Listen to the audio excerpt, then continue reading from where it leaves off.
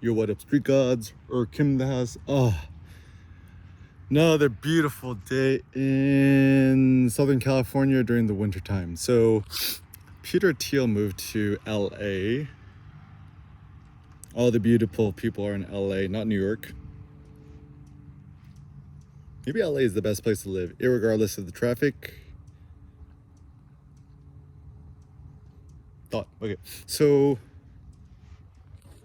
some thoughts. So a thought I had is the difference between public, private, and communal property. So first and foremost, it is my personal thought that everything is communal. All right. So it takes more skill to live communally. And there's more drama, politicking, hierarchies, and stuff like that. And while it may stress and disturb some people or annoy people or make them angry, actually it takes more skill to live communally because a certain hierarchy must be created. It's funny because, like, for myself, EK, this is the reason why I think I have issues with authority, elders, stuff like that. I think I'm the most alpha, highest individuals. And so whenever anybody tries to do what is contrary to what I want, it makes me, provokes my ire. Ira it means anger in Latin. Gives me the flames. Actually, another terrible thought. It's better to be angry than sad. And also, it's better to be feared and hated and despised than to be loved and cared for. Because I'm like, you got your wife, you got your kids, love, you got your mom. Love is fine, right? I think people who are looking for love, like, I want to be loved. I'm like, I think you're signaling some sort of deep insecurity that needs to be addressed. Or a companion is like, companion just means somebody you share a meal with. Like, for me, I could totally eat a meat meditation, just eat beef ribs by myself and totally be cool with it. Yeah. Or also, pro tip, get beef neck bone, super clutch. My mom made this bomb ass kimchi jjigae with it last night, so good. But anyways, I don't know, I think I have this like conqueror spirit in my veins. I don't want nobody to flex on me. I want to have the courage to talk to anybody. And I don't know, even if I met Elon or Kanye or Peter Thiel, whatever, I don't know if I have anything really to talk to them about, right? Like, even though Elon is probably the greatest entrepreneur of all time, like, I don't want to be him. I could deadlift more than him, right? I got more personal freedom than him. Jeff Bezos, I mean, the dude's pretty cool, but like, actually, not all of them. I think actually Jeff Bezos might be the most interesting entrepreneur because, like, he certainly has balls for, like, when he got blackmailed by the, Mr. something, like his, cheating on his wife.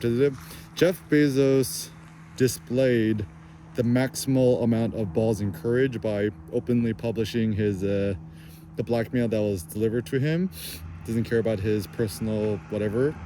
So I feel like Jeff Bezos is very honest. Even Kanye, like, the reason why he's so admirable, like, I didn't follow all his tweets, but like him talking about how Kim Kardashian's mom is like a crazy, evil, controlling person, which is probably true.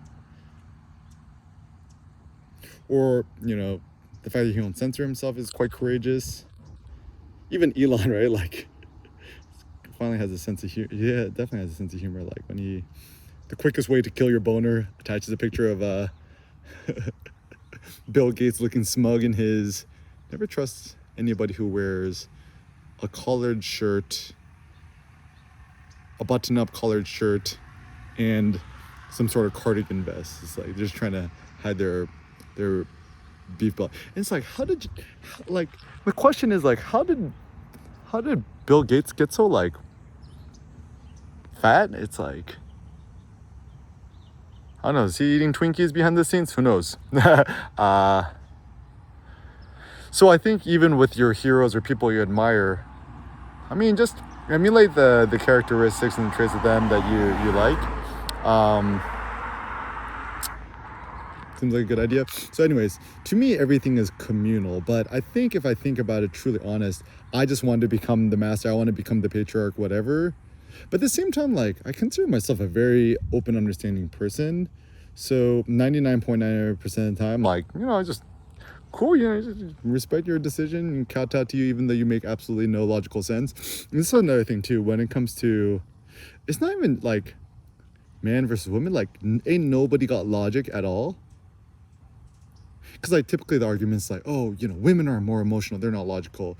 But I'm like, guys are the same way, too. Like, guys are not rational. They're not logical. They're also emotional, too. And even, like, Kendrick Lamar's like, why are you so emotional? Quit being so emotional. Quit being so emotional. So is it bad to be emotional and to be illogical? I mean, not necessarily. I mean, it's good to have emotions, right? I think what it is it's kind of more of a masculinity, manliness, virtue thing. Is that, like, I can't speak for women, but for us men, you don't want to have nobody talk down on you or try to control you, whether it be man or woman. Like, even the thing that was super made me super duper angry or heated or provoked my ire was I was with my mom doing some trying to pick up some heavy deadlifts, and out of nowhere, like, okay, people to not trust. People with beards, people who bleach their hair white, people with tattoos, people with man buns, people with man buns and facial hair, people with, like, some sort of yoga tattoo, people who are, like, either vegan, quasi-vegan, or vegetarian. Did I mention man bun? Yeah, I probably mentioned man bun. People with sunglasses, especially when they wear sunglasses indoors, right? So anyways, this, I'm doing this heavy lift, and out of nowhere, like, I'm doing this thing with mom. He totally interrupts my mom. He's like, dude, bro, you gotta take it easier on mom. That's too hard. I'm like, how you try to, like, so, like, how you trying to flex on, like, what? Like, what? Like, I was more, like, confused, shocked. It just never really happened to me. And so I don't want anyone to overstep what I consider my authority and to have no person talk down on you. I mean, once again, I think the thing that's interesting is once you become super duper alpha and masculine, apex masculinity, whatever, super high test, actually, funny enough, you become more fun, more friendly, more playful, more jokesy, more childlike. But when actually something is really really grinds your gears, then you actually become colder, darker, more serious, more, like, you can see it in your face, right? So yeah, my personal thought is when to be aggressive, combat, or whatever. 99.99% of the time, be super happy, friendly, best friend to everybody. But once somebody crosses the line or provokes your ire or steps out of line or is petty with you, then one must exhibit the greatest amount of anger, rage. I don't believe in physical violence, but I think, like, to yell super loud or scream at somebody, I think it's fine. I mean, it's better than doing that than being petty envy.